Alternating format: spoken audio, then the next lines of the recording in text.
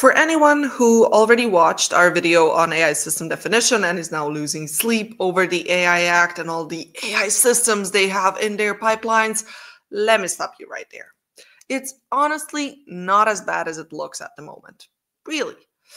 Having an AI system does not mean much more than if that system touches the EU, the AI Act is in theory applicable.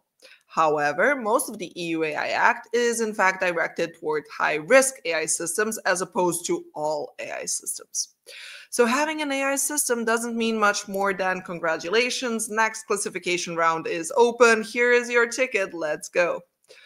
Okay, so now you might be wondering, well, how does one land in this unfortunate position? And there are two main avenues as to how this can happen. First, you are in a highly regulated industry or produce products already stringently regulated and subject to conformity assessments pre-market entry, and now decide it's a good idea to add AI into the mix. Because, well, it sells well, doesn't it?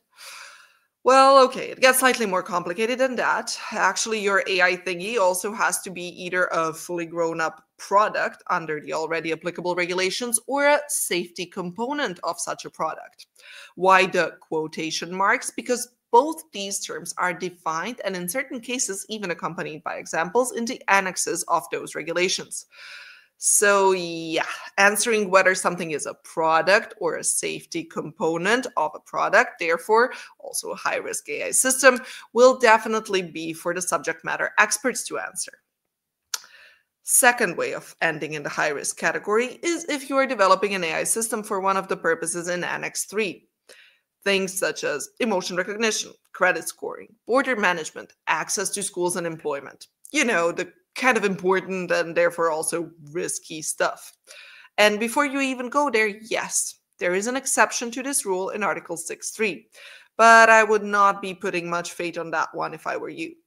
Because exceptions in general are interpreted very narrowly in EU, and the examples provided in one of the annexes are in fact some very rudimentary machine-based systems, and their inclusion in the high-risk system category would be ridiculous.